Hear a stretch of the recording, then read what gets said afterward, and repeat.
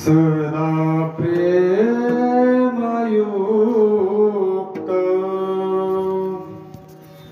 जपाशी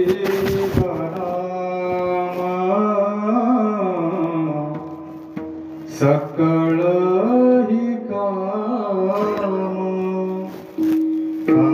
कोनिया तयाचे संचित जातसे जळोनी नासे क्रियामान नाम प्रारब्ध तो त्याचे सरत से भोगे मग देह त्यागे शिवची तो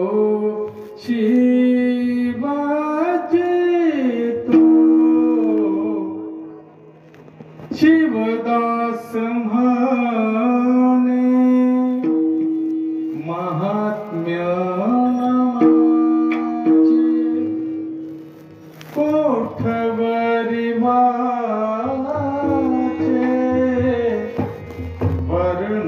वर्णावे हो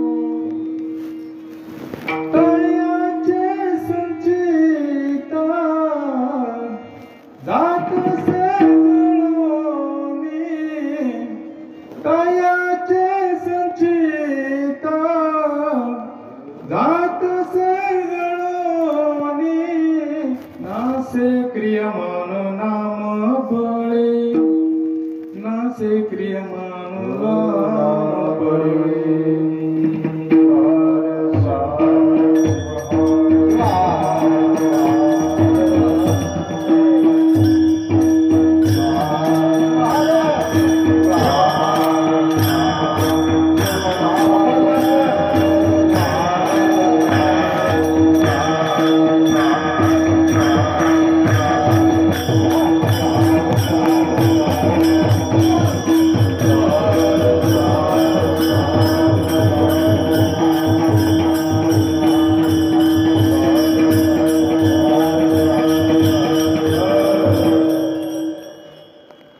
आदियोगी अनंत कोटी ब्रह्मांड नायक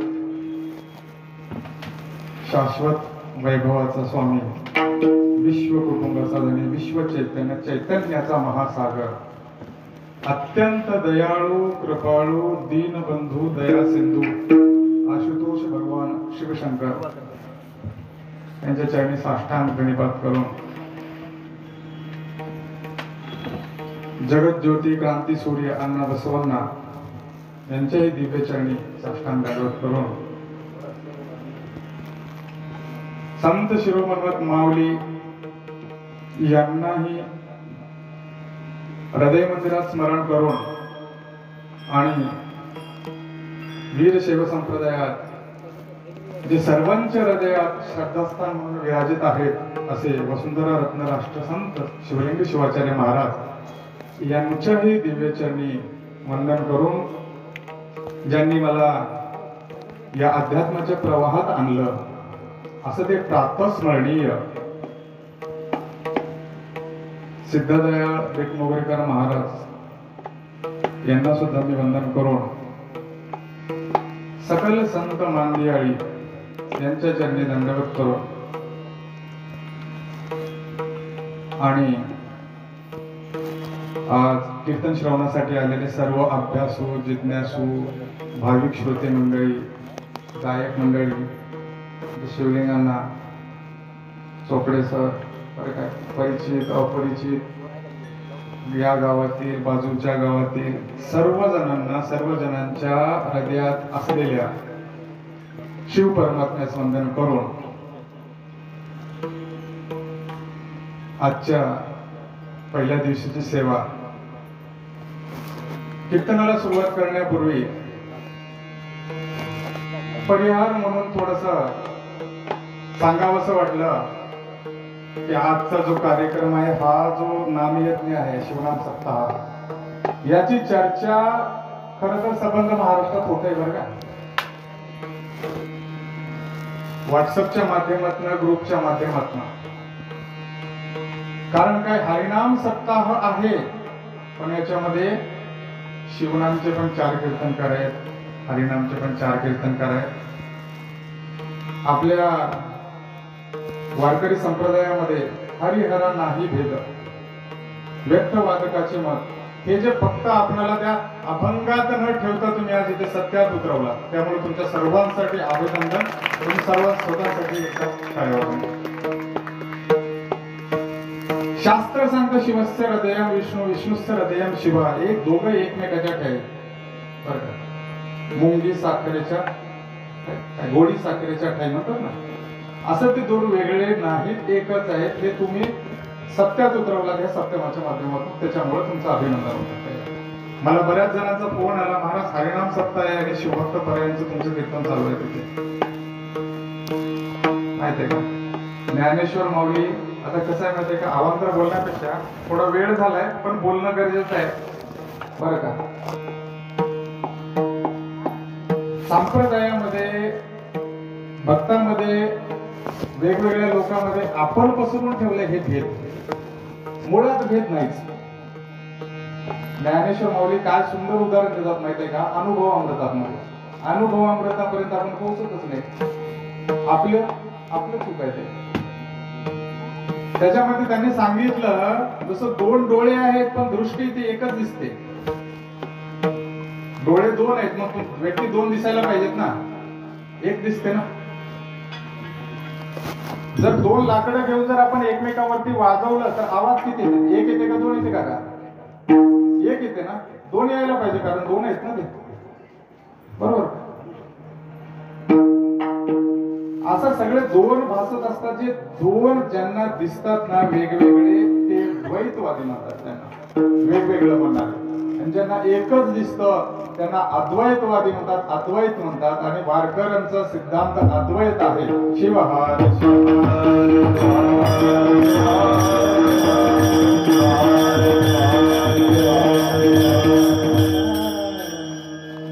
त्यामुळं या सत्याचं सगळीकडे चर्चा होत आहे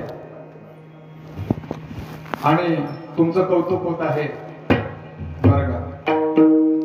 आता थोडासा परिहार मी ह्याच्यासाठी अगोदर करतोय, कारण मी अभंगाला आणि कीर्तनाला जर सुरुवात केलं तर मी अभंगावर कीर्तनावरच बोलणार आहे, कारण अवांतर विषय काढणार आहे. त्यामुळं मी अगोदर जे काही बोलायचं आहे सगळ्याच विषय ते बोलतोय बरं का. अजून कीर्तनाला आपली सुरुवात झालेलीच नाही, अजून 5-10 मिनिट आहे असं बघितलं. कारण की आजचा पहिला दिवस आहे, सगळं जमवाजमव करण्यामध्ये, बोलवण्यामध्ये सगळं थोडासा वेळ होतो, काही फरक पडत नाही. एवढं आयुष्य चाललंय आपलं, आलं का लक्षात बरं. तर 2 भेद नाही, ते वेगवेगळे नाहीत, पण भानगड कशी आहे इथे, तुम्हाला एक जनरल नॉलेज किंवा अध्यात्माचं एक सगळ्यांना माहित असावं म्हणून सांगतो. मग दोघं वेगळे नाही तर मग तुम्ही हेच करा ना, ते का करता, असा प्रश्न निर्माण होतो की नाही महाराज.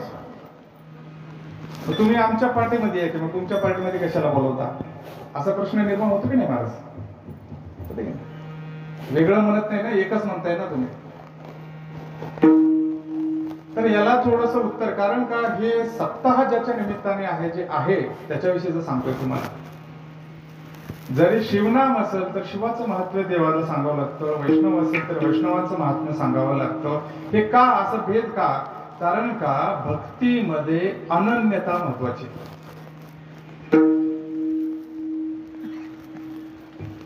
आता इथून मुंबईला जाण्यासाठी तुम्हाला जर जायचंय मुंबईला, नांदेडहून जाणार ना, ट्रेन पकडून, जवळ नांदेडच पडेल ते तुम्हाला, काय पडते नांदेड किंवा धर्मापूर, ते धर्माबादी नांदेडहून जाते.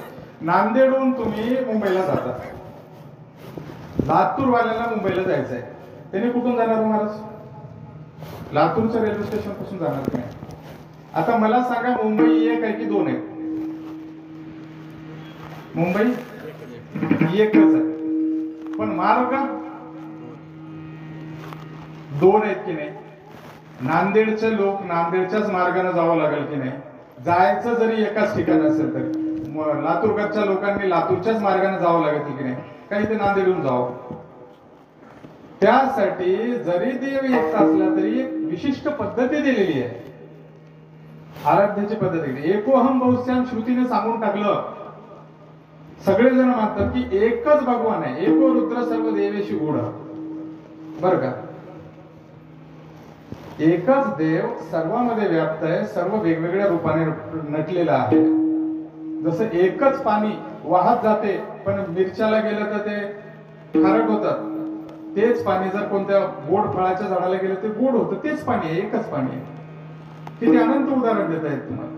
तसं तरी सुद्धा भक्तीमध्ये अनन्यता व्हावी म्हणून शिवभक्ताने शिवभक्ती करावी, वैष्णवाने विष्णूची भक्ती करावी. का? कारण अनंत जन्मीचं त्यांचं पुण्य आहे म्हणून त्यांनी त्या कुळात जन्मले. अनंत जन्मीचे ज्या गाठी सुकृत तोच शिवभक्त होय पहा. सगळ्याला प्रमाणाशिवाय मी बोलत नाही. कुठं जर प्रमाण असेल, जर त्याला अध्यात्माचा आधार असेल तरच मी ती गोष्ट तुम्हाला सांगतो. म्हणून तुम्हाला जे आपुला तो एक देव करून घ्यावा, तुकाराम महाराजांनी सांगितले. आणि इथे मनमथ स्वामींनी काय सांगितले, निजू नका जागा जागा आपुल्या स्वधर्माने वागा. आमच्या स्वधर्माने वागल्या. तिथं बघा, विचार करा, जर संतांनी म्हटलं असतं आमुचा तो देव, आमुचा तो एक देव करून घ्या म्हणून म्हटलं का त्यांनी? नाही, आमचाच श्रेष्ठ आहे कारण आम्हाला वैकुंठाला नेलंय, आमचं श्रेष्ठ आहे म्हणून म्हटलं का? त्यांनी म्हटलं नाही. त्यांच्या शब्दाकडे लक्ष दिलं नाही तुम्ही. त्यांनी कितीतरी रचना करून ठेवले आहेत अभंग शिवाचे. नामदेव महाराजांचे घ्या, तुकाराम महाराजांचे घ्या, ज्ञानेश्वर माऊलींचे घ्या, सगळ्यांचे घ्या.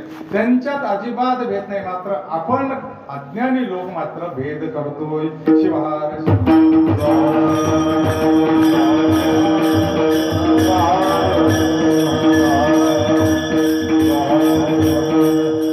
परिहार द्यायला गेला तर ह्याच्यावरच कीर्तन संपून जाईल.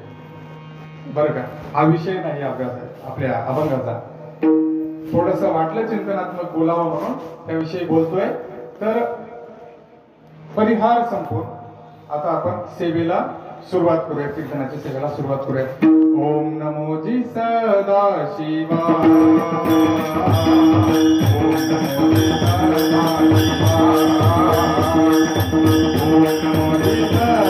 शिवा, ओम नमोजी सदा शिवा, ओम नमोजी सदा शिवा.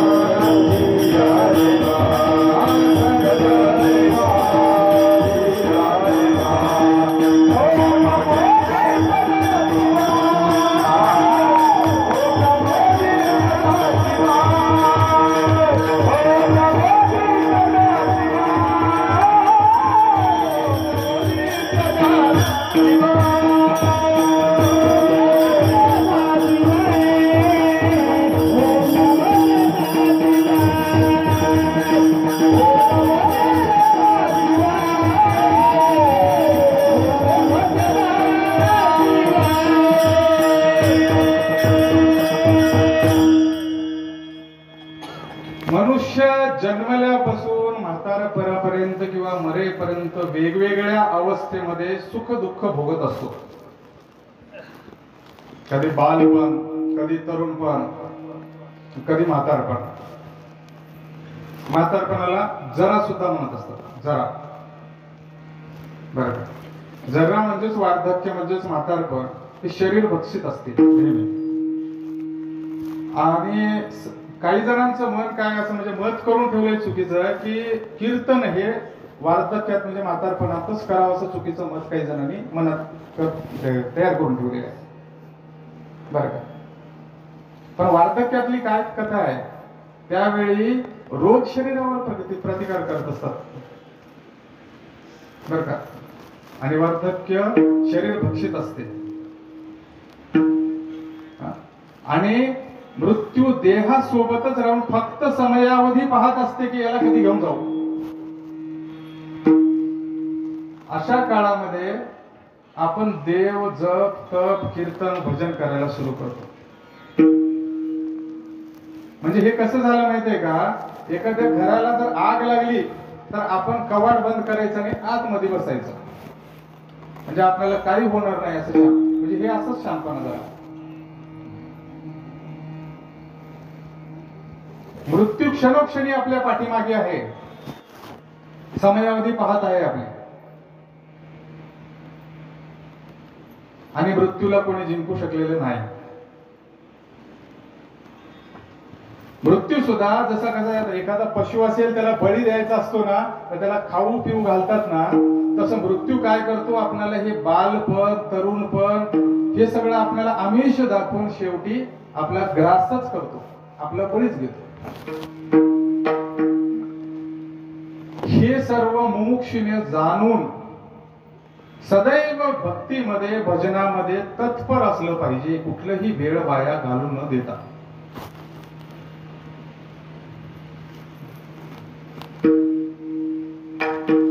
खर तर विद्या प्राप्तीचं सर्वोत्तम काळ म्हणजे बालपण असतं, कारण बालपण आपण खेळण्यामध्ये गमावून टाकतो. मग तरुणपण स्त्री वित्तादी विषय भोगामध्ये खर्च करून टाकतो. मग वार्धक्यामध्ये ज्यावेळी आपल्याकडे शक्ती राहत नाही, धैर्य राहत नाही, स्वतंत्रता राहत नाही, त्यावेळी जप तपाच्या मागे लागतो. बरोबर आहे का? आणि हे करणं म्हणजे कसं माहित आहे का, घराला आग लागली आणि ते विझवण्यासाठी आता हे विहीर खंदावं त्या काळात, त्यासाठी शिवदास संत माऊलींनी अभंगाच्या सुरुवातीलाच म्हटले सदा.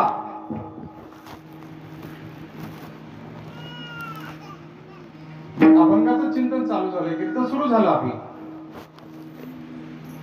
कीर्तन कधी करावं, भजन कधी करावं, तर त्याच्यासाठी बालपण तरुणपण वार्धक्यपण नाही, सदा नेहमी करायचं कीर्तन भजन.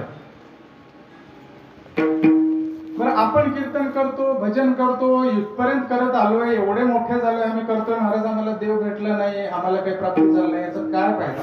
आपण कीर्तन करतोय, पण इथं संत शिवदास माऊली यांनी काय सांगितलं, तुम्ही नाम तर जप करा सदा, पण कसं करा? प्रेमयुक्त. आमच्याकडची कथा सांगतो तुम्हाला. कधी कधी श्रावणामध्ये जप चालू असतो बर का, ओम नमः शिवायचं जप करतात, 1 महिनाभर करतात. ते जप करतात पण सगळ्या गावाला झोपू देत नाही. ओम नमः शिवाय, ओम नमः शिवाय, मी तुला मारू की तू मला मारू की म्हणल्याप्रमाणे. त्याच्यात प्रेम दिसतंय का महाराज? आपण संख्या वाढतो, मी एवढे कोटी जप केलो, किंवा मी एवढे लाख जप केलो, किंवा मी एवढे कार्यक्रम केलो बरं का, मी एवढं अन्नदान केलं, हे सगळं सांगतो आपण, लक्षात ठेवतो. पण जप हे प्रेमयुक्त केलं पाहिजे, दंभ किंवा दाखवण्यासाठी नाही, किंवा आपण जास्त करतोय म्हणून सांगण्यासाठी नाही. म्हणून माऊलीने सांगितले की सदा प्रेमयुक्त. हॉटेलमध्ये बी महाराज जेवण भेटते, घरी पण माझ्या आपल्याला जेवण भेटते बरं का, पण हॉटेल मधल्या जेवणानं आपलं पोट भरतं आणि घरातल्या जेवणानं मन आणि पोट दोन्ही भरतात. शिवा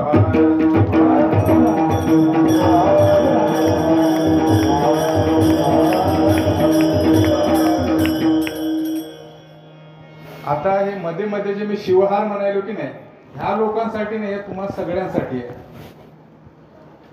बरं काय.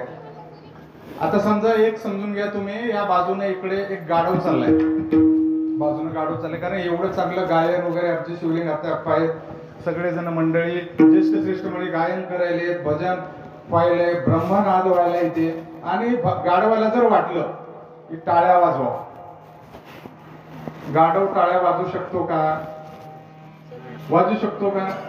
नाही वाजू शकत. मग जर कीर्तनामध्ये जर कोणी टाळ्या वाजत नसेल तर याला काय समजावं? शिवहार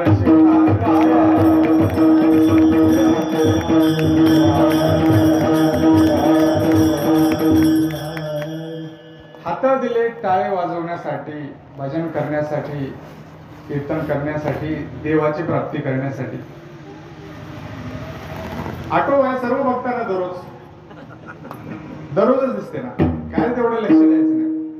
1 तास तुम्ही फक्त एका क्लासमध्ये बसला, तुमच्या जीवनाचं काहीतरी सुधून घेताय. कारण मी इतर बोलत नाही, तुम्हाला अध्यात्माच्या खोलीवर नेण्याचा माझा प्रयत्न आहे. कीर्तनी आजकाल भरपूर चालले आहेत, सगळं काही चालू आहे, सासू सुनाच्या गोष्टी चालतात, ते चालतात. मला कोणावर आक्षेप घ्यायचा नाही, पण मुद्दा मेन महत्वाचा विसरून जातो की अभंग काय, अभंगात चांगलंय काय, त्यांनी घ्यायला काय पाहिजे, हे मात्र आपण विसरून चाललो.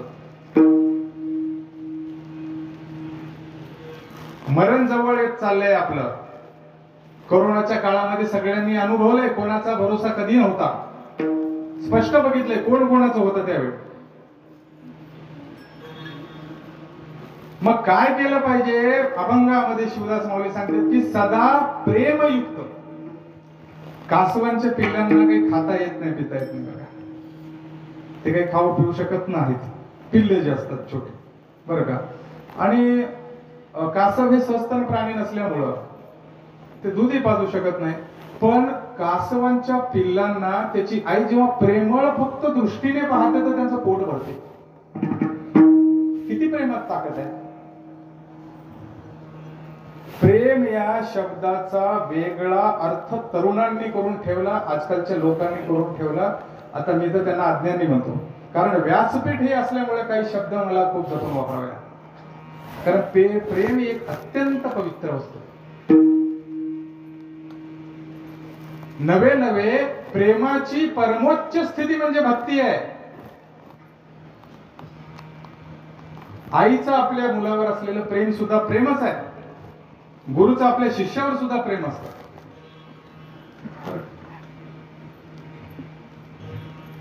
वेगळ्या विकृत भावनेला प्रेम म्हणून नाव देऊ नका, त्याची बदनामी करू नका कुठल्याही गोष्टीला.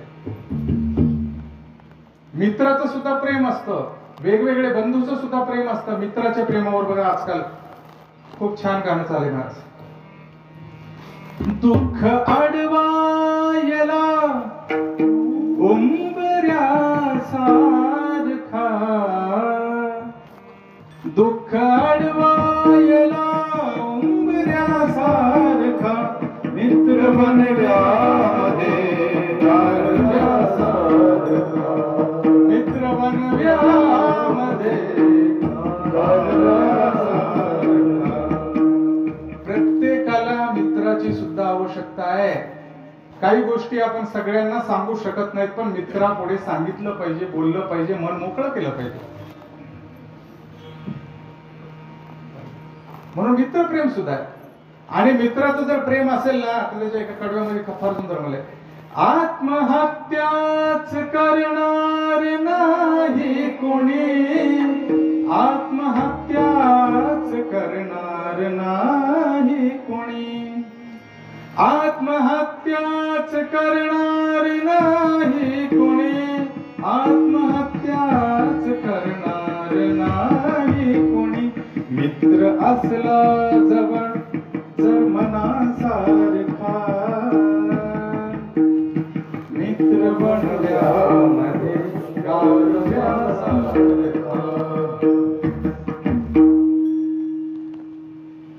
काय सांगितलं शिवदास माऊलींनी? सदा शिवनाम प्रेमयुक्त घेतलं पाहिजे. पण कसं घेतलं पाहिजे? 2 रूल सांगितले, 2 नियम बांधून दिले. सदा नाम घ्या. कसं घ्या? प्रेमयुक्त घ्या. आत्यंतिक आदर, प्रेमळ, जिव्हाळा ज्या व्यक्तीविषयी असतो त्याला प्रेम म्हणायचं. प्रेम म्हणजे खूप पवित्र आहे आणि प्रेमाचीच परमोच्च अवस्था म्हणजे भक्ती आहे. म्हणजे भक्तीमध्ये प्रेम असायला पाहिजे. म्हणून इथे शिवदास माऊलींनी सांगितलं सदा प्रेमयुक्त. अभंगाचे 2 सदा प्रेमयुक्त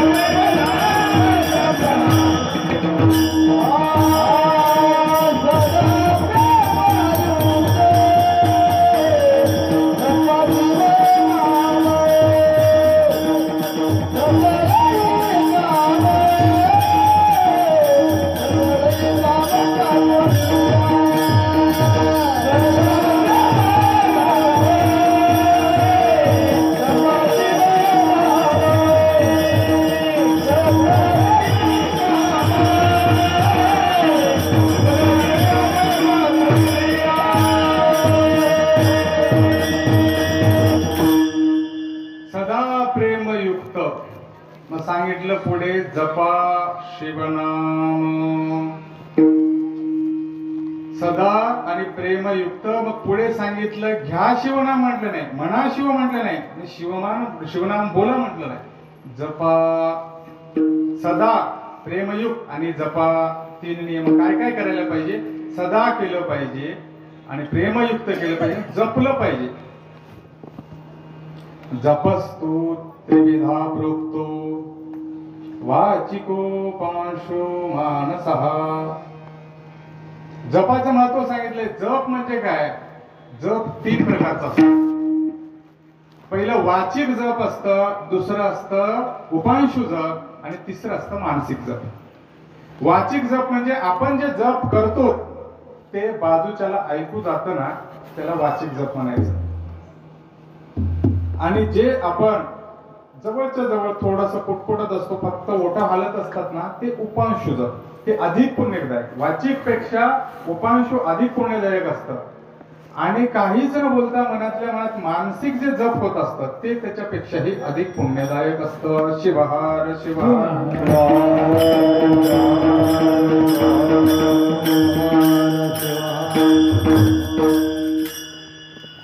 जप तीन प्रकारचं असतं माहितीये का. पण सगळ्यांनी सांगितलं जपा जपा जपा म्हणून सांगितलं, बरोबर आहे. तर जपाने फायदा काय होतो महाराज. आम्हाला कुठलीही गोष्ट फायद्याशिवाय जमत नाही, काहीतरी त्याच्यात फायदा पाहिजे. तर तुम्हाला सांगतो, कोणी वैज्ञानिक जरी कारण आजकालच्या युगामध्ये जरी बघितलं तर त्या जपाची सुद्धा वैज्ञानिक कारण आहेत. फरक पडतोय. आपल्या मेंदूमध्ये ब्रोका नावाचा विभाग असतो.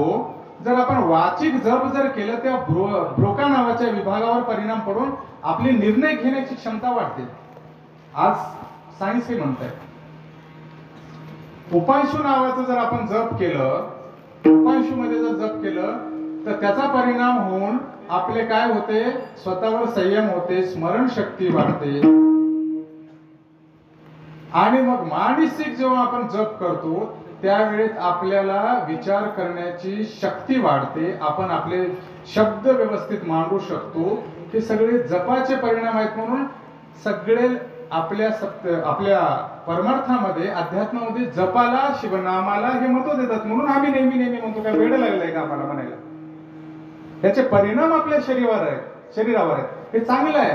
हे विद्यार्थ्यासाठी चांगलं आहे, अभ्यासूसाठी चांगलं आहे, सगळ्या लोकांसाठी चांगलं आहे. म्हणून सदा प्रेमयुक्त जपा शिवनाम.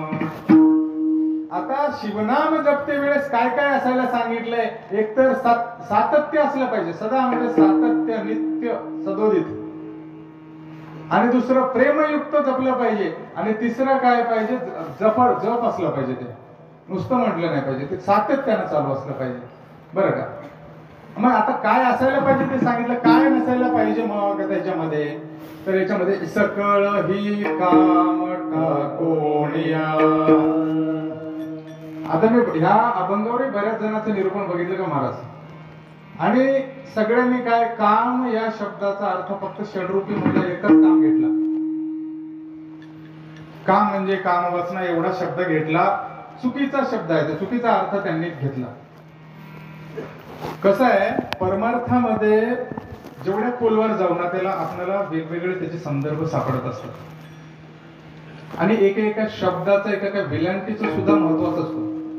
बरं का. अभंगामध्ये काम या शब्दाचा जर कामवासना एवढाच जर शब्द असता तर सकळ ही हा शब्द संतांनी तिथे ठेवला नसता. काम या शब्दाचा अर्थ आहे कामना, इच्छा, अभिलाषा. आपण देवाचं नाव जपता, बरं का. तर देवाचं नाव जपताना काय 100 रुपयाचा नैवेद्य ठेवायचा, 1.5 लाखाची गाडी पाहिजे म्हणायचं आहे की नाही. थोडं करायचं, जास्त सांगायचं, जास्त मागायचं. आपलं पुण्य कमी आणि पाप वाढत चाललंय. एक बाई होती, जाड होती, अशी लठ्ठ होती, बरं का. आणि तिला वजन कमी करायचं होतं. ती डॉक्टराकडे गेली. डॉक्टरकडे गेल्यानंतर डॉक्टर विचारलं काय झालं. काही नाही महाराज, तुम्ही बघू लागले काय हालत आहे. म्हणजे वजन भरपूर झालंय माझं, मला वजन कमी करायचंय. बरं का. डॉक्टरांनी सांगितलं ठीक आहे वजन करूयात आपलं. तिचं वजन केलं. 1 क्विंटल 19 किलो निघालं तिचं वजन. बरं का म्हणले ठीक आहे काय हरकत नाही म्हणले. आता काय करायचं याला काय औषध द्यायचं म्हणून डॉक्टर विचार करू लागले. मग डॉक्टर सांगितले म्हणजे भाई तुम्ही जेवण काय करता तुमचा आहार काय तुम्ही म्हणजे दिवसा काय जेवता किती जेवता. बाईनं सांगितलं म्हणलं एका टाइमला 26 चपात्या खाते. एका टाइमला 26 चपात्या 1 किलो तांदूळाचा भात आणि 1 किलो भाजी आणि 2 छटाक लोणचं 100 ग्राम एवढं जेवण आहे म्हणते महाराज. अजून पाणी सगळं अजून काहीतरी दुसरं चालूच राहते. मी उगाच वरवरचं सांगितलं तुम्हाला. बरं बरं म्हणले काय हरकत नाही म्हणले. आता एक काम करा म्हणले तुम्ही 26 चपात्या खाता की नाही. आता 26 खाऊ नका 13 चपात्या खा. बरं का अर्ध करा. तुम्ही 1 किलो तांदूळाचा भात खाता की नाही अर्धा किलो तांदळाचा भात खा. बरं का अर्धा किलो तांदळाचा भात खा आणि भाजी सुद्धा अर्धा किलो खात जा आणि 2 छटाक जर तुम्ही लोणचं खात असाल 1 छटाक खा. बरं बरं बरं आणि हेच तुमचं औषध समजा असं डॉक्टरांनी सांगितलं. मग बाईनं आता शांत बसवलं आता सगळं करून. बरं बरं ठीक आहे डॉक्टर साहेब ठीक आहे म्हणले. बरं हे सगळं जे औषध आहे तुमचं जेवल्यावर घेऊ की जेवणाच्या अगोदर घेऊ. डॉक्टर म्हणले तुम्ही या खाली या तुमच्या पाया पडू द्या. शिवहार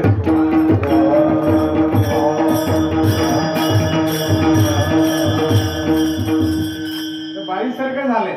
वजन कमी करण्यासाठी आपल्याला जेवण कमी करावं लागतं ना. तसं पुण्य वाढवण्यासाठी आपल्याला पाप कमी करावं लागतं. आणि आपलं नेमकं काय वर्षातून एकदा सप्ताह बाकीचे सगळे दिवस कधी आठवण करतो आपण देवाला लक्षात घ्या. परमार्थ कधी करतो आपण आपल्याला त्रास झाला की परमार्थ करतो. आपली कीर्तनाच्या गाडी थोडस अवांतर विषयाकडे जाऊ नये कारण काय वेळेचं पण बंधन आहे आणि उशिरा सुरुवात झाली. आपलं पाप भरपूर वाढत चाललंय पुण्य कमी होत चाललंय आणि देवाला म्हणतो की आपल्याला हे द्या ते द्या ते द्या. कसं देईल देव. संत शिवदास माऊलीने जो अभंग सांगितलाय तुम्हाला सांगतो. अभंगामध्ये 4 गोष्टी महत्वाच्या असतात निरूपण करते वेळेस. एक त्या अभंगाचा विषय काय. दुसरा त्या अभंगाशी आपला संबंध काय. तिसरा त्या अभंगाचा अधिकारी कोण आणि चौथा त्या अभंगाचा अभिप्राय काय त्याच्याने त्याचा हेतू काय. तर आजच्या अभंगाचा आपला विषय आहे शिवनामाचं अलौकिक महात्म्य. त्या अभंगाचा विषय आहे. आपला त्याच्याशी संबंध काय तर आपल्या कर्माचा संबंध त्याच्याशी आहे जो अभंगामध्ये सांगितलाय जो मी पुढच्या चरणामध्ये सांगणार आहे. मग या अभंगामधला अधिकारी व्यक्ती कोण आहे तो निष्काम म्हणजे कुठलीही कामना कुठलीही इच्छा न ठेवता भक्ती करणारा जो शिवभक्त आहे तो याच्यामध्ये अधिकारी आहे. मग या सगळं एवढं भानगड केल्यानंतर ह्याचा उपयोग काय ह्याचा अभिप्राय काय ह्याचा हेतू काय तर जीवाला शिवपदी नेऊन पोहोचवणं या अभंगाचा अभिप्राय आहे. शिवहार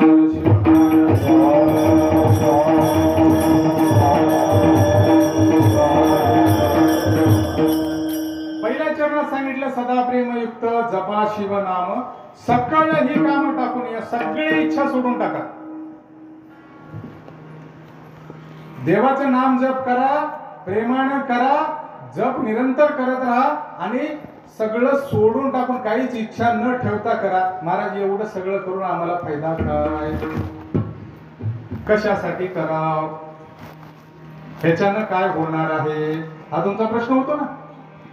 वाटतं की नाही सगळं एवढं सगळं भानगड करायची काय गरज आहे वाटतं की नाही. तर त्याच्या दुसऱ्या चरणामध्ये सांगतात याने होतं काय तयाचे संचित जातसे जळोनी नासे क्रियानमान नाम बळे. त्याचं उत्तर पुढच्या चरणामध्ये शिवदास माऊलीने अत्यंत सुंदर रूपाने सांगितलेलं आहे. तयाचे संचित आणि महाराज शिवलिंग हत्ते महाराज या अभंगाचं थोडस पाठभेद आहे बरं का. गाथ्यानुसार जर बघितलं आता ते गाथा खूप दुर्मिळ आहे ते भेटले आमच्या संशोधनामध्ये.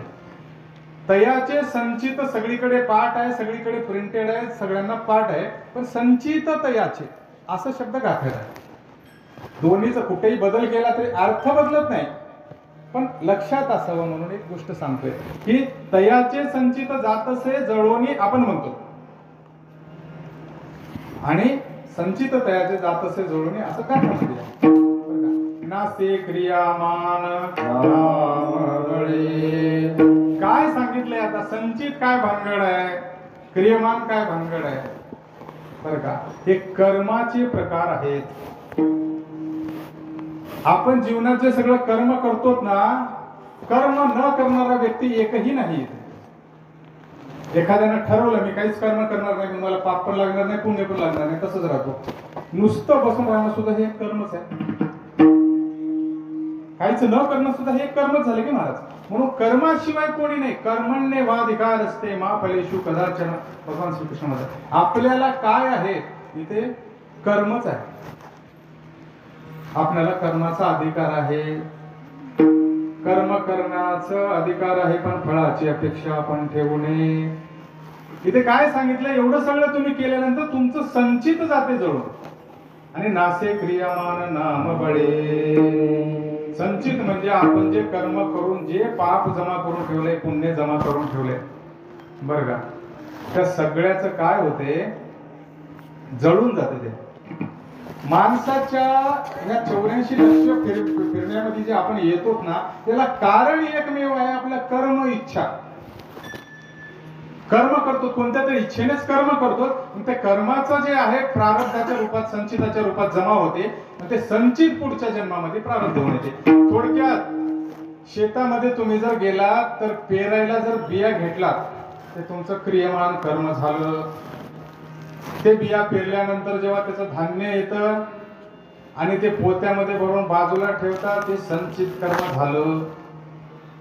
आणि ते पोत जेव्हा काढून त्याच्यातलं धान्य थोडंसं आपण घेऊन दळण वगैरे करून आणून पीठ करून आपण जेव्हा ते खायला रोटी करून समोर येतं, ते प्रारब्ध कर्म झालं. शिवहार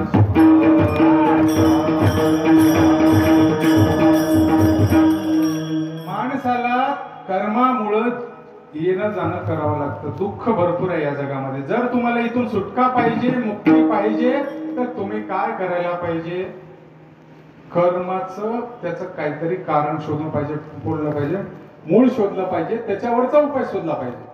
तर इथे सांगितले तयाचे संचित जातसे जळून नासे क्रियमान नामबळे. या जन्मामध्ये मी जे काही कर्म करतो, जे काही पाप कर्म केले असतील, ते नामस्मरणाने काय होतं, आता करत चाललेले मी जे वाईट कर्म असतील ते नासतो. नासलेले कोणतं दुसरं उपयोगी होते का, ते फेकावंच लागतं ना. किंवा नासलेल्या बी असतील ते परत टाकलं तर उगवतात का, उगवत नाहीत. ते नासतं, क्रियमान कर्म नासतं. आणि जे संचित आहे ते जळून जातं. म्हणजे आपण तयार करून ठेवलेले, आपण केलेले पाप जरी साठवलं असेल, समजा लहानपणापासून केलेलं, ते सुद्धा जळून जातं. एवढं सगळं ह्या फक्त कशानं होतं, नामानं होतं. पण ते नाम कसं असलं पाहिजे, प्रेमयुक्त, सदा जपलं पाहिजे. असं असतं बरं काय. त्याच्यानंतर प्रारब्धाचा विषय आहे पुढे. प्रारब्धाची खरी तर खूप मोठी आहे. कर्माचे 3 प्रकार इथे सांगितले आहेत. एक तर क्रियमान कर्म, दुसरं प्रारब्ध कर्म, आणि तिसरं संचित कर्म. समजा आता संचित आणि क्रियमान संपले बरं का. तर एवढं मोठं जर आपलं सगळं कार्य त्या नामानं जर होत असेल, त्या नामामध्ये जर एवढं ताकद असेल, आपलं जन्म मरण सुटत असेल, आपल्याला मोक्ष मिळत असेल, आपण सगळं केलेले कर्म जर हे करत नष्ट होत असतील, तर आपण प्रेमानाला म्हणायला काय हरकत आहे, शंकर उमा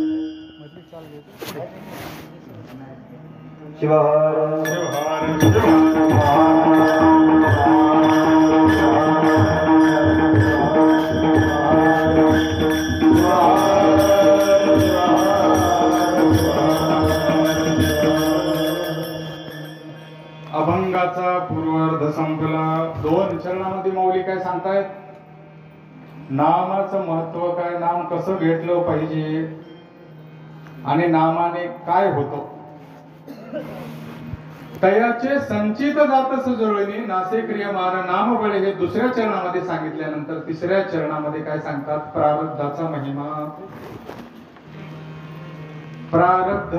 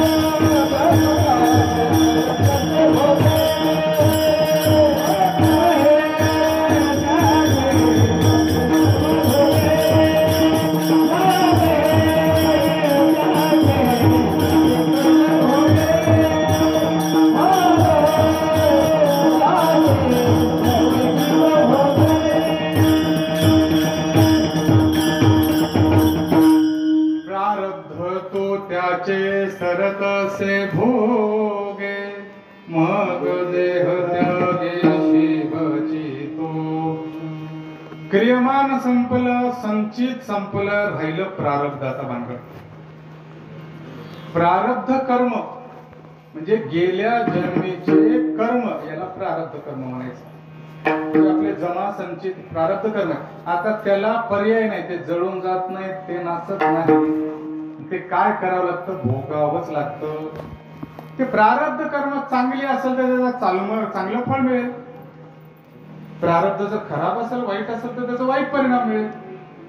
एका गावात एक व्यक्ती होता, खूप मोठा बुजुर्ग व्यक्ती होता, शेतकरी व्यक्ती होता बरं का. त्याला 4 मुलं होती, 16 एकर जमीन होतं. खूप व्यवहार दक्ष असा व्यक्ती होता. आणि त्यांनी मग शेवटच्या काळी आपल्या मुलांना बोलून घेतलं आणि 4-4 एकर जमीन सगळ्यांना प्रत्येकाला वाटून देऊन टाकली बरं का. 4-4 एकर जमीन वाटून दिल्यानंतर एक झाड होतं, आंब्याचं झाड, आणि ते सांगितलं की बेटा सगळ्यांना मी 4-4 एकर तुम्हाला वाटून दिलेले आहे, पण एक आंब्याचं झाड आहे, ते मोठ्या भावाच्या खिशाला केलं तसं, पण त्यांनी सांगितलं की 4 एकरच्या उत्पन्नापेक्षाही मला हे झाड कधी कधी जास्त पूर्वजांनी लावलेले उत्पन्न मिळवून देतं. मग याचं काय करा तुम्ही, हे जे आहे त्या झाडाचं जे फळं येतील ते 4 चौघं मिळून वाटून घ्या सांगून टाकलं. दिवसानंतर काही दिवसानंतर ते कैलासवासी झाल्यानंतर 4 मुलं मिळून आपली आपली जागा वाटून घेतली. सगळ्यांना 4-4 एकर जमीन मिळाली.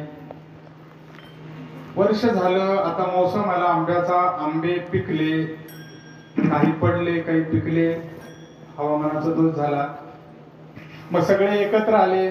मग आंबे उतरवल्यानंतर ते सगळ्यांनी मोजले की आंबे किती झाले.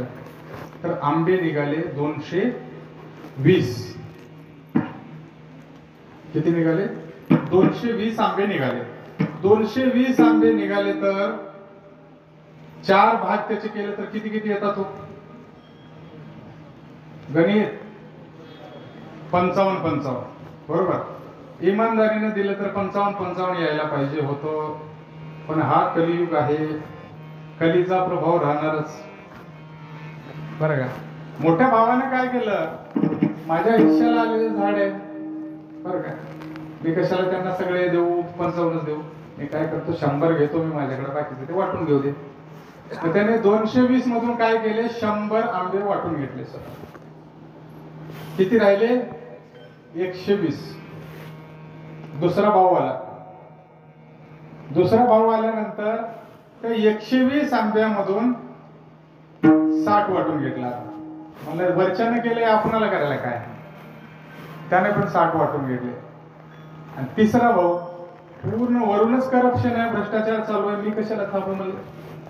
राहिले 60 मधले हा 40 वाटून घेतला, राहिले 20. चौथ्याच्या नशिबाला मात्र 20च आंबे आले. प्रारब्ध सांगायला तुम्हाला चांगलं, तुमच्या प्रारब्धात असेल तर तुम्हाला कसं मिळते आणि कसं मिळत नाही. वाटणी झाली, वाटणी कशी झाली तुम्हाला कळालं. आता छोटा भाऊ म्हणायला लागला, तिघ मिळाले, ती एकच झालेत, आता मी म्हणून काय उपयोग नाही, काय नाही, जेवढे मिळाले नशिबाला घ्या, काय करा. असं असतं ना. ते तिघ भेटले तर ते काय आपल्याला ऐकत आहेत का. घेतले. पहिल्याला मिळाले होते 100, दुसऱ्याला 60, तिसऱ्याला 40 आणि शेवटी 20. माझं गणित जरा कमजोर असल्यामुळे तुम्ही लक्षात ठेवा. शिवहार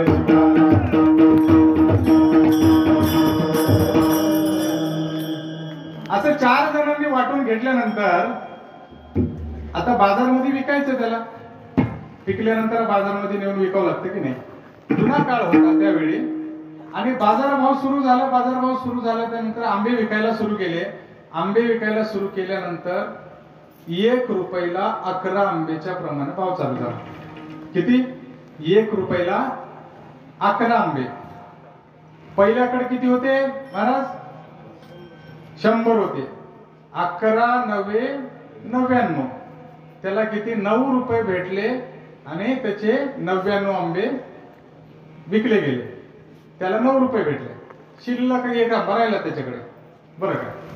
दुसरा जो भाऊ होता त्याच्याकडे किती होते, 60 आंबे होते. 60, 11 5 55, त्याला 5 रुपये मिळाले. 5 आंबे त्याच्याकडे शिल्लक राहिले. पहिल्याकडे 1 आंबा शिल्लक राहिला, दुसऱ्याकडे 5 आंबे शिल्लक राहिले. आता तिसऱ्याकडे किती होते, 40 आंबे. वा वा, छान आहे. हा, 40 आंबे होते. तर 40 11 त्रिक किती, ते ना 33. 33 आंबे गेले. 40 मधून 33 आंबे गेले. किती राहिले, ते 33 आंबे गेले, विकले. 7 राहिले. वा छान.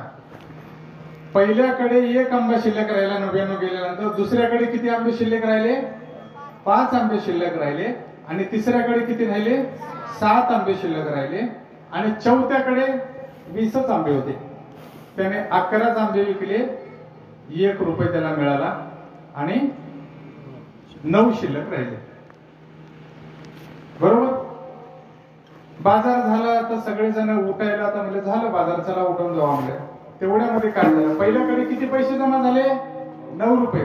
दुसऱ्याकडे 5 रुपये, तिसऱ्याकडे 3 रुपये आणि शेवटच्याकडे 1 रुपये. बरोबर.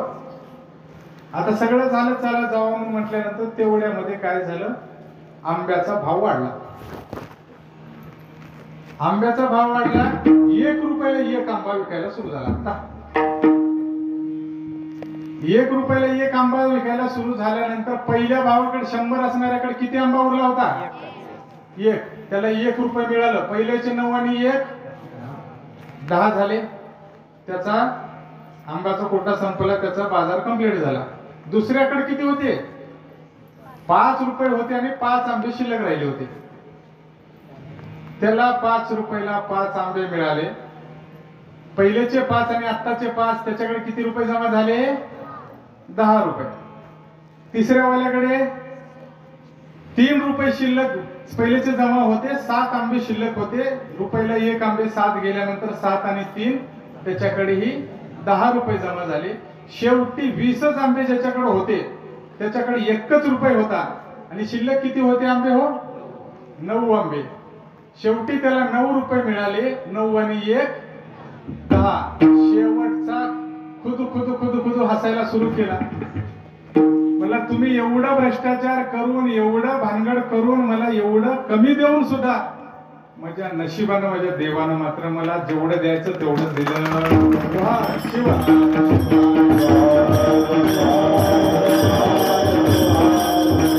हे प्रारब्ध आहे, प्रारब्धाची गोष्ट. त्याचा प्रारब्ध चांगले तुमच्या प्रारब्धात लिहिलेलं असेल तर ते होतच. आज आपण पळत चाललोय इकडे, सगळे पैशाच्या मागे, इकडे तिकडे तिकडे. अन्न आच्छादन सुख दुःखाधिक प्रारब्धाची देखील लभ्य जीवन. सगळेजण पळत सुटले, पूर्ण आयुष्याचं वाटोळ करून घेतलंय. तुमच्या प्रारब्धात जे आहे तुम्हाला मिळणारच आहे. तुम्ही कशासाठी धावपळ करता? ठीक आहे. तुमच्या प्रारब्धामध्ये जर सुख असेल तुम्हाला सुख मिळेल, पुण्यकर्म असेल तर सुख मिळेल, पाप कर्म असेल तुम्हाला भोगावंच लागते पाप. पाप प्रारब्ध ज्याचं पाप आहे ना, प्रारब्ध ते मात्र भोगावंच लागते. बरं का? पुण्य होतं, चांगलं होतं म्हणून 20 आंबे मिळून सुद्धा तेवढेच पैसे मिळाले. बरं, माणूस मात्र त्या सगळ्या गोष्टीकडे दुर्लक्ष करून आपापल्या व्यवहारामध्ये, आपापल्या प्रपंचामध्ये नसत्या गोष्टीकडे धावपळ करत चाललाय. बरं का? शिवदास माऊलीचे काही ठिकाणी म्हणतात, आयुष्याचा नाश झाला, आयुष्याचा नाश झाला.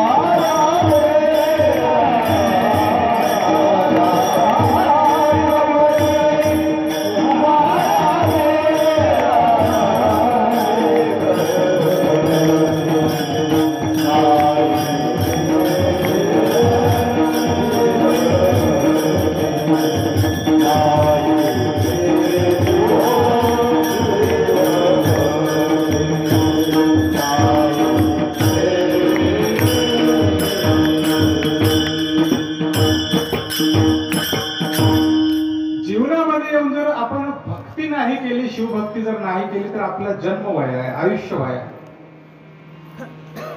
कारण प्रारब्धाने आपल्याला सगळं मिळतं. प्रारब्ध चांगलं असेल तर आपल्याला मिळतं. तुम्हाला प्रारब्ध चांगलं असल्याची कथा सांगितली. एखादा प्रारब्ध वाईट जर असेल तर काय होतं? कारण काय, एक श्लोक आहे, ना भुक्ते क्षीयते प्रारब्ध कल्पकोटी शतैरपी, असं श्लोक आहे. जर तुमचं पाप कर्म असेल, प्रारब्ध कर्म असेल, तुम्हाला भोगावं लागत असेल तर ते भोगल्याचे तुम्ही कल्पकोटी कितीही जन्म घ्या, तुम्हाला प्रारब्ध भोगल्याशिवाय तुम्हाला गत्यंतर नाही. एक दैवज्ञ त्रिकाल ज्ञानी असे संन्यासी होते. त्रिकाल ज्ञानीचा अर्थ वर्तमान, भविष्य आणि भूतकाळ सगळं त्यांना कळत होतं. नित्यकर्म करून एका सरोवरामध्ये जाऊन स्नान वगैरे करून ते येत असताना, समोर येत असताना एक त्यांना कवटी दिसली. एक कवटी दिसली, मानवाची कवटी दिसली. त्यांनी कवटी बघितलं तर कवटीवर लिहिलेलं होतं की याने आयुष्यभर दारिद्र्यानं जगलंय, शेवटी समुद्राच्या कडाला येऊन, सरोवराच्या कडाला येऊन त्याचं मरण ठरलेलं आहे. हे सगळं लिहिलंय. पण हे सगळं झाल्यानंतर हिची कवटी शिल्लक आहे ना, या कवटीचा सुद्धा भोग शिल्लक आहे, प्रारब्ध शिल्लक आहे. त्या संन्यासाला आश्चर्य वाटलं. म्हणलं एवढं मेल्यानंतर हाडं उरलेत, कवटी उरली, अजून याचं काय शिल्लक आहे, त्याला काय भोगायचं आहे? बघाव तर बघाव म्हणून त्या महाराजांनी काय केलं, समोर जाऊन त्यांचा एक शिष्य राहत होता, त्यांच्या शिष्याच्या घरी ते कवटी दिलं. कवटी दिल्यानंतर ते कपाटात ठेवायला सांभाळून ठेवायला सांगितलं की ह्याचं खूप जतन ठेवून, तू ध्यान ठेवून ह्याचं जतन कर, का मी येऊन घेणार आहे, मला आता सध्या वाराणसीला काशीला जायचं, दर्शन घेऊन यायचं, तोपर्यंत तू मात्र याला सांभाळ. शिष्याने हात जोडून ओके बरं म्हणून सांगितलं.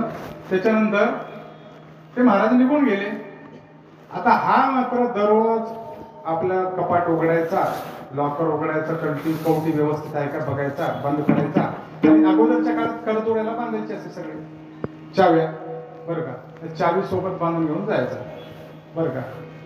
आता अगोदरच्या काळामध्ये सगळ्या चाव्या नवऱ्याकडेच राहत होत्या, बरं का, आताच सांगत नाही, नवऱ्याकडेच राहत होते. काही लागत असेल तर पत्नी मागायची नवऱ्याला आणि ते मग नवरे द्यायचे, समजा त्यांना काय काढून द्यायचे, बरं का. आताच सांगत पहिलेच सांगतो मी काय. आणि असं असताना एका दिवशी काय केलं, पत्नीनं थोडेसे पैसे मागितले, काहीतरी घ्यायचं होतं, भाजीपाला काहीतरी घ्यायचं असेल त्यासाठी पैसे मागितले. दरवेळी हा काय करायचा, चावी काढून त्यांना द्यायचा आणि घ्या म्हणायचं पैसे, काही कामात असेल तर. यावेळेस चावी दिलं नाही. किती पैसे लागतात, स्वतः काढला आणि स्वतः पैसे मोजून त्यांना देऊन टाकला. आणि बायकोच्या लक्षात आलं, मला असं का थोडंसं काहीतरी वातावरण बदलल्यासारखं दिसायला लागले. नेहमी मला चावी देत होते, पैसे घ्या म्हणत होते, आज काहीतरी मला चावी दिली नाही, काय भानगड आहे, कपाटात काहीतरी ठेवले काय त्यांनी, बघून का देत नाहीत कपाट. आणि मग असं 7-8 दिवस चालू होतं. हा जपून मागत होता, दररोज जसाला तसंच कवटी राहत होती. एका दिवशी निष्काळजीपणाने ती चावी राहिली म्हणून घ्या की बायकोने ती चावी चोरून घेतली म्हणा, कोणतरी एकच, कारण चावी ते बायकोकडे गेली आता. मग बायकोने काय केलं, कपाट उघडून बघितलं. कपाट उघडून बघितल्यानंतर, लॉकर करून बघितल्यानंतर काय त्याच्यात माणसाची कवटी. आता माणसाची कवटी बघितल्यानंतर ही घाबरली, म्हणलं हे प्रकार काय, बाणामिती काय, जादू टोना काय काय तर भानगड तर नाही की म्हणून, बरं का. हे सगळं बघत असताना तिला प्रश्न पडला, आता काय करावं, कोणाला विचारावं. बाहेर प्रश्न पडला की तिची सगळ्यात पहिली पक्की मैत्रीण असते शेजारी, बरं काय. आमच्याकडची कथा तुमच्या शेजाऱ्या चांगली असते, बरं काय, किंवा एकाच येतली शेजारी. त्या शेजाऱ्यांकडे गेली, ती शेजणारी होती भांडण लावणारीच. तिला तर फक्त चान्सच पाहिजे होता, कोणाचं चांगला ओरलं की त्यांच्यामध्ये भांडणं कसं लावावं तेच, बरं काय. तिला चान्स चांगला भेटला. तिनं म्हणली, असं असं कपाट उघडलं माय, ह्याने मला चावी देण्यात चालली होती, आज चावी चुकून राहिली, मी बघितलं तर असं कवटी आहे, याच्यामध्ये काय करावं आता. तिनं काय सांगावं आता. तिनं म्हणली, अयो अजून विसरला नाही काय माहितीला, म्हणले तिने. आता अजून विसरलं नाही का तिला, म्हणजे आता ह्यानं परेशान होऊन गेलं, ते बाई परेशान होऊन गेली, म्हणजे कशासाठी, कोणाला विसरलं नाही. तिनं सांगितली, तुझ्या अगोदर माय तुझी सवत होती, सुंदर होती, खूप दिवसाला चांगली होती, त्याचा जीव तिच्यातच होता जास्त, ती मेल्यानंतर तुला करून घेतलाय. तिने मेल्यानंतर बी तर तिची आठवण आली की कवटीला बघावं म्हणून तिथं ठेवलाय की काय म्हणते.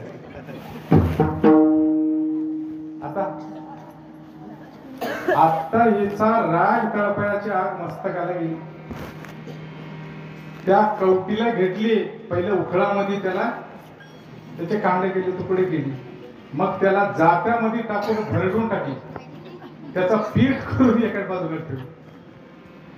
हा बापू आला संध्याकाळी शेतातून, बघू लागले तर काय, आता दररोज विचारतो तसं विचारला, पाणी द्या, थोडसा पाणी आहे का. हो. आता इथं वातावरण कमी दिसू लागले घरी, आज काहीच नाही. दररोज चहा विचारत होते, पाणी विचारत होते, लगेच आले की आल्या काय, कसा चहा करतो, पाणी घ्या, हे हात धुवा, पाय धुवा, आज काहीच नाही. त्याला विचारला, चहा बघ, आता काय म्हणला, काहीतरी असेल कामामध्ये, आपला पण पाणी घेतला, हातपाय धुवून घेतला, गेला मध्ये. गेल्यानंतर चहा मिळेल का चहा, तिनं मधून म्हणली, मागा तुमच्या तिलाच.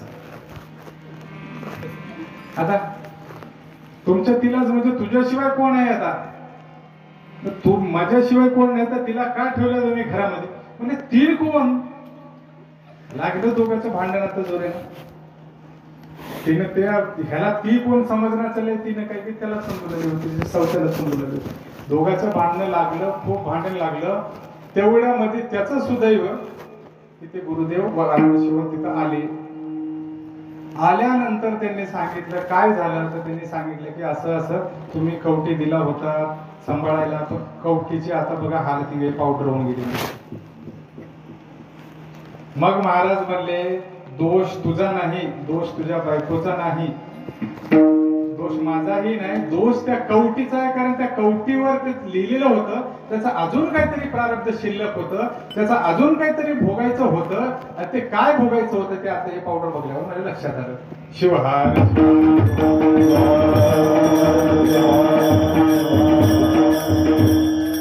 सांगायचं तुम्हाला याच्यातून लक्षात घ्या, तुम्ही जर कर्म जर वाईट करत असाल तर तुमचं फळ वाईट भेटणारच. देव आणू शकत नाही, देवालाच कोणी आणू शकलं नाही. रामाला वनवास भोगावं लागलं, भगवान श्रीकृष्णाला भिल्लानं मारलं, बाण कर्मे बिंदिले शारंग धर. आपल्या दशरथाला वियोग भोगावा लागला, सीता मातेला वियोग भोगावा लागला.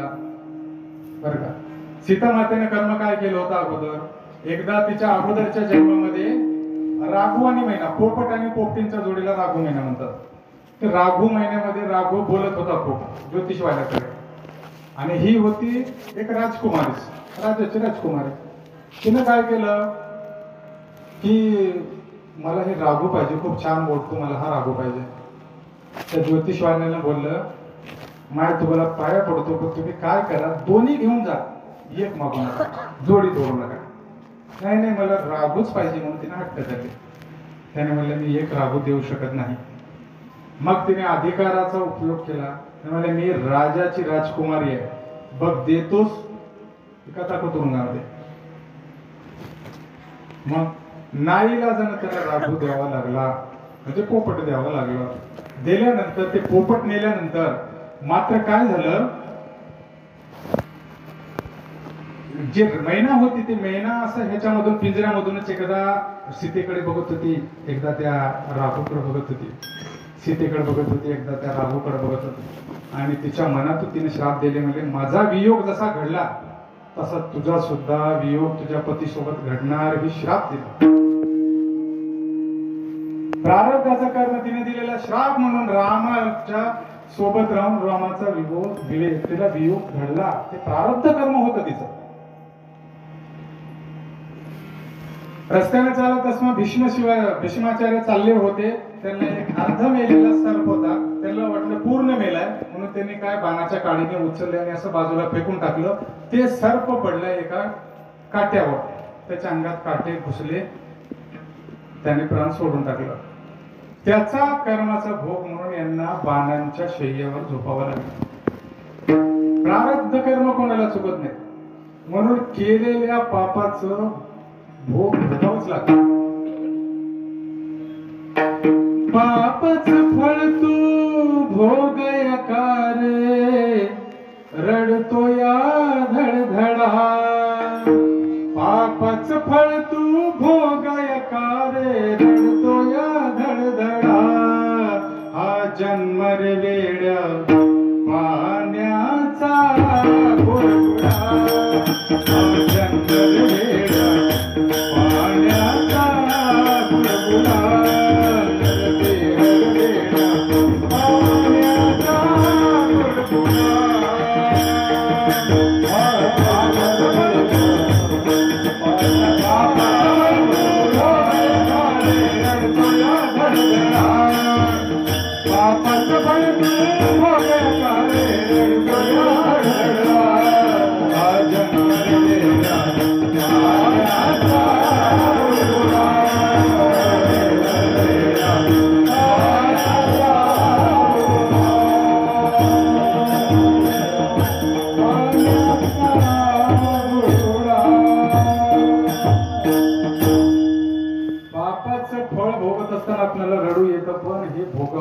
प्रारब्ध कर्म झाल्यानंतर तर हे प्रारब्ध तुम्हाला सरून भोगावंच लागणार आहे.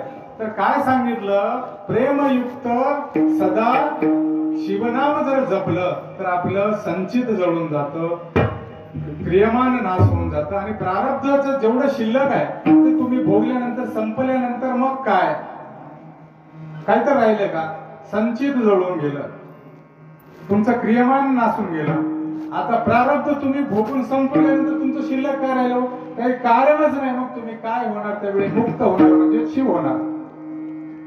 प्रारब्ध तो तयाचे सर तसे भोगे, मग देह त्यागे शिवची तो. प्रारब्ध तो त्याचेला सुद्धा प्रारब्ध तयाचे सर तसे भोगे, असं आहे काय पाठवित आहे बरं का महाराज शिवपाठामध्ये, शिवगाथामध्ये. तेवढं झाल्यानंतर मग आता एवढा सगळा परिणाम कशाचा आहे? नामाचं महत्वाचं आहे. पण ते नाम कसं असलं पाहिजे? प्रेमयुक्त असलं पाहिजे, जपलं पाहिजे, सतत जपलं पाहिजे. आणि कुठलीही इच्छा न धमका आपलं थोडं पुण्य झालं आणि काही मागून घेतले की जे पुण्य केले, थोडं पुण्य संपादन केलं आपण की काहीतरी मागून घेतो. काय मागून जरी घेणं गेलं, तुम्हाला सगळ्यांना सांगतो शास्त्राचा नियम आहे, जर मी एखादं पुण्य कर्म केलो किंवा मी काही जरी एक कार्य केलो आणि मी जेवढ्या जास्त लोकांना सांगत गेलो ते माझं पुण्य क्षीण होते, म्हणजे माझं पुण्य संपत जाते. म्हणून कधीही पुण्य करो, जप करो, शिवनाम घेऊ, काही करो, ते कधी सांगायचं नाही कोणाला मी केलोय म्हणून. केलो म्हणलं तर त्याचं थोडं संपत जाते आणि आपल्याला वाटतं आपण एवढं करायलो तेवढं करायलो तर आपल्याला काही फळ भेटणार असं होतं. म्हणून निष्काम होऊन सतत आपण शिवनाम जपलं पाहिजे असं आहे. प्रारब्धाची जर गोष्ट सांगायला गेलं तर कथा खूप आहे. सकाळचे 4 वाजता सांगायला प्रत्येकाचं प्रारब्ध आहे. कृष्णाचं प्रारब्ध आहे, दशरथाचं प्रारब्ध आहे, सगळ्याच्या एका कथा सांगितलं तर जीवन कथा आहे. मग देवाला चुकलं नाही प्रारब्ध, म्हणजे प्रारब्ध मात्र भोगूनच सरते. त्याच्यामुळं कर्म करताना लक्षात ठेवा, आपण कर्म कसे करायलो, कोणाची निंदा करायलो, कोणाला वाईट बोलायलो, रात्री जाऊन कोणाच्या शेतातले कापूस चोरायलो, हे सगळं लक्षात ठेवा. कारण तुम्ही नाही म्हणलात तरी चुकत नाही.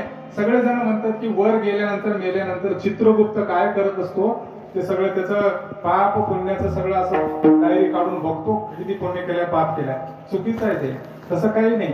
आज तुम्हाला मोबाईल आले म्हणून सगळ्यांना सांगतो, चित्रगुप्त म्हणजे आपल्याच अंतरात्म्यामध्ये असलेले गुप्त चित्र त्याने काढून दाखवते. तुमचे डोळे स्कॅनर आहेत, आतमध्येच कुठं हार्ड डिस्क बसवलंय माहित नाही, तेच काढून दाखवते. तुम्ही म्हणूच शकत नाही की मी केलं नाही म्हणून. सगळे पंचभूतात्मा सगळं त्याला साक्षीदार असतात. तुमचं मन साक्षीदार आहे, तुमच्यामध्ये सगळं फिट केलेलं आहे. म्हणून केलेल्या कर्माचे भोगावे ते फळ, केलेल्या कर्माचे भोगावे ते फळ.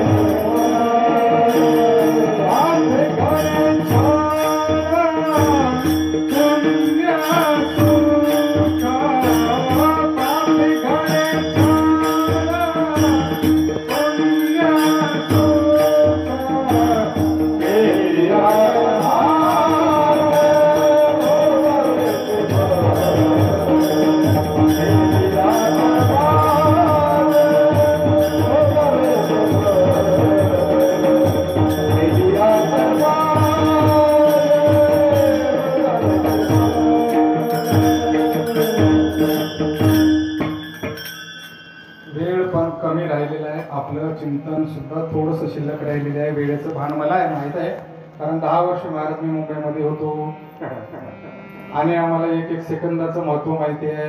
2 सेकंदाने जर ट्रेन चुकली तर पुढे अर्धा तास लेट होतो, अर्धा तास लेट झाला की अर्ध्या दिवसाची पगार. त्याच्यामुळं जरी शाळा उशिरा भरली आज तर वेळेतच सुटेल याची काळजी करू नका बरं का. पण अभंग तुम्हाला समजलं पाहिजे. हे जे एवढं सगळं अट्टहास केलेला आहे, एवढा खर्च केलेला आहे, एवढं सगळं आहे, याच्यामधून तुम्ही काहीतरी बोध घेतला पाहिजे. मग कर्म करायचं असेल तर तुम्ही कोणी बघत नाही असं म्हणू नका. तुम्ही जे केलेलं आहात त्या कर्माचं फळ भोगावं लागतं बरं का. माणसाला त्रिविध ताप आहेत. आधी भौतिक, आधी दैविक, आध्यात्मिक ताप आहेत.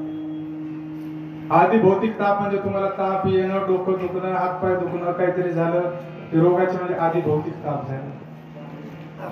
आधी दैविक ताप म्हणलं तर तुम्हाला नंतर तुमचे ग्रह बदललेले आहेत, साडेसाती लागलेली आहे, असे ताप झाले.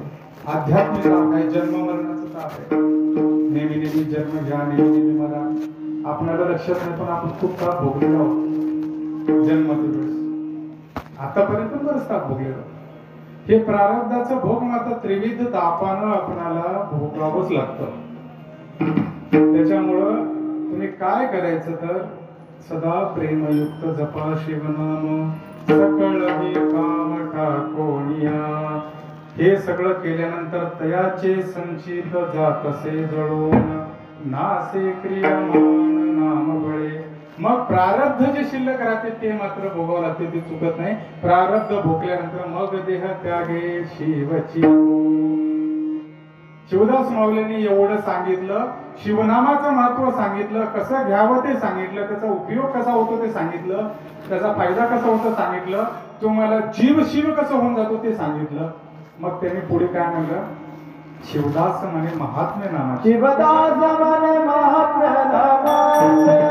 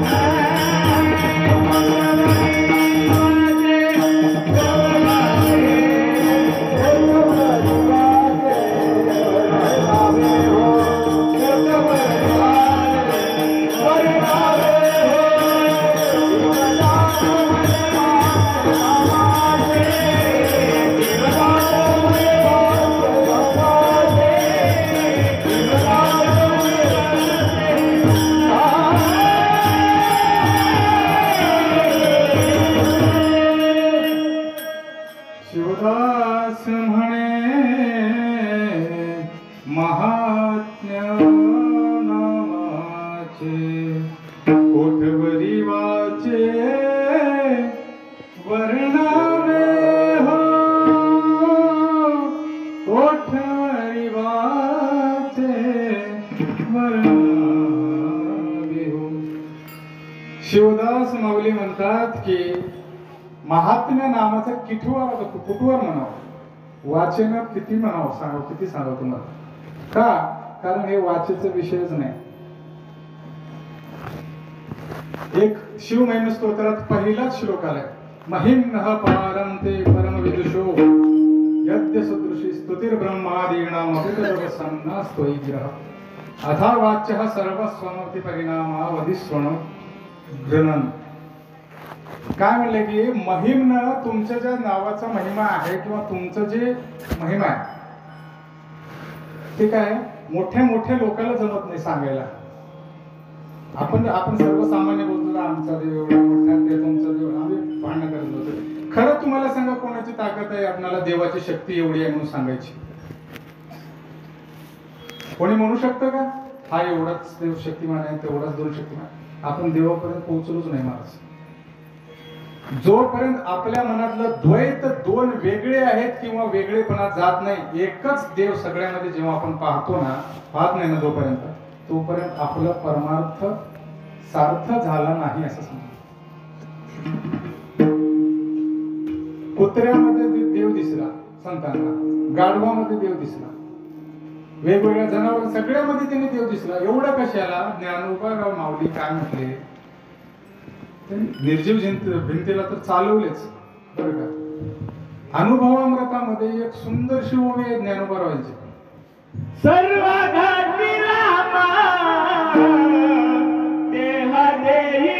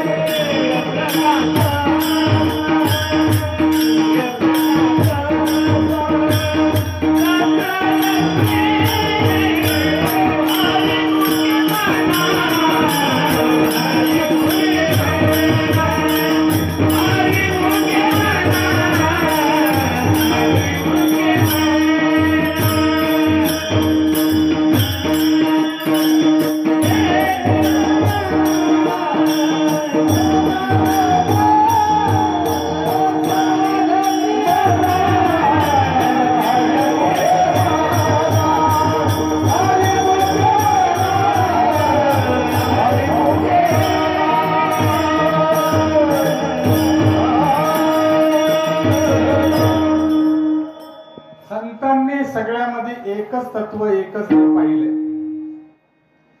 आपण वेगवेगळे 33 कोटी वेगळे देव करून टाकलो. 33 कोटीचा अर्थ 33 करोड असा होत नाही, 33 प्रकारचे होतो. याचं सुद्धा भ्रामक आपल्याला सगळ्या संकल्पना झालेल्या बरं का. अनुभवामध्ये आपण काय म्हणतो, खूप विद्वान लोक, अभ्यास केलेले लोक, संशोधन करणारे लोक म्हणा, उच्च प्रतीचे प्रतिष्ठित लोक काय म्हणतो, जगामध्ये 2च जाती आहेत. किती जाती आहेत? 2. कोणते? एक स्त्री आणि एक पुरुष असे म्हणतो की नाही. ज्ञानोबारायांनी त्याला सुद्धा नाही म्हटलंय अनुभवामृतामध्ये. स्त्री पुरुष नाम भेदे एकले शिव पण नांदे म्हणून सांगितलंय. शिवशक्ती समावेशन पहिलं त्यांचं ते प्रकरण. तुमच्या शरीराने भेद असेल, तुमच्या आत्मरूपाने तुम्ही एकच आहात. म्हणून स्त्री पुरुष सुद्धा भेद नाही म्हणून सांगितले. त्याच्यामध्ये सुद्धा एकच सांगितलंय, ते एकच आहे म्हणून सांगितलं. आणि आपण भेद करत चाललो. महात्म्य नामाचे कोठवरी वाचे. कारण कसं माहितीये का, हे महात्म्याचं आपल्याला वर्णन करता येत नाही. आपली वाणी खंडित होऊन जाते. तुम्हाला जर म्हटलं ते आकाश केवढं मोठं आहे, कोणी सांगू शकते का केवढं मोठं आहे? कोणी म्हणतात की अनंत आहे. अनंत म्हणले तरी त्याची व्याप्ती सिद्ध होते का? एवढं अनंत म्हणजे केवढं, एवढं एवढं की केवढं केवढं. अनंत म्हणजे माझ्या डोक्या बाहेरचं, म्हणजे मला काही कळत नाही, माझ्या डोक्याच्या बाहेरचा विषय आहे की नाही. तसं भगवान आहे. आपण त्याचं काय सांगू शकतो मला सांगा बरं का. दुसरीकडे जाण्याचा विषय जाण्यापेक्षा तसं तर नामाचं महत्व आहे. त्याचं महात्म्य कितीही वाचन जरी वर्णन केलं तर आपण कमीच पडतो. असं ते नामाचं आहे.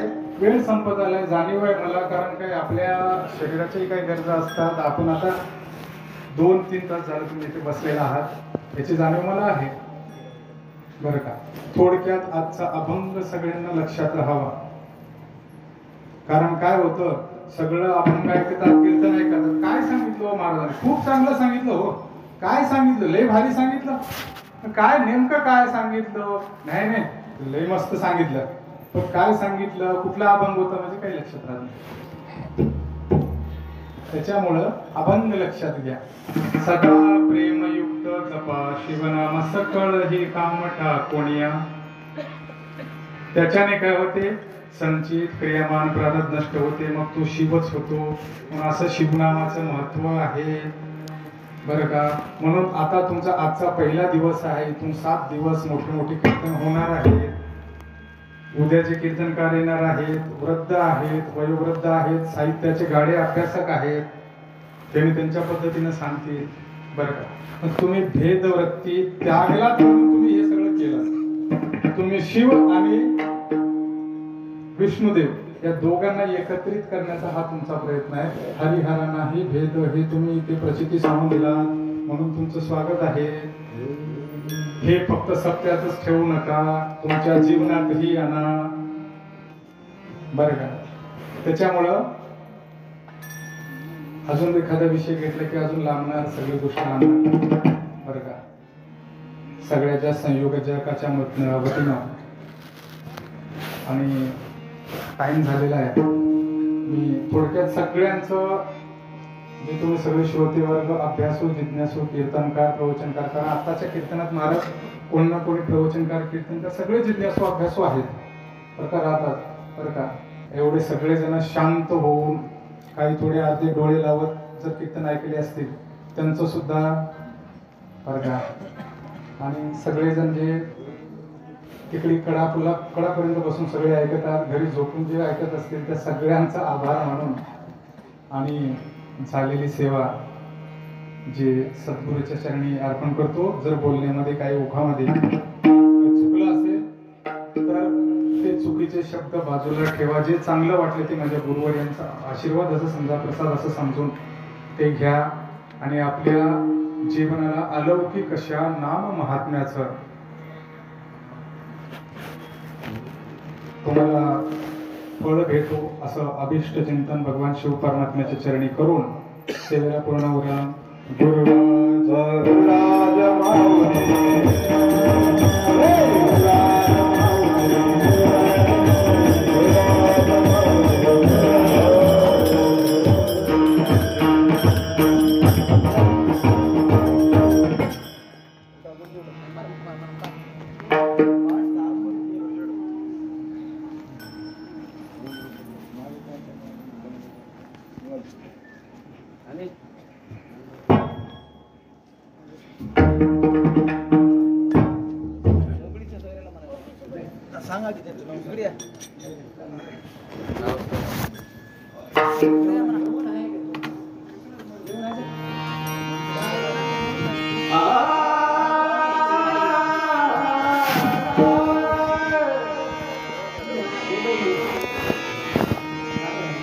शिवदास मान महात्म्य नामाचे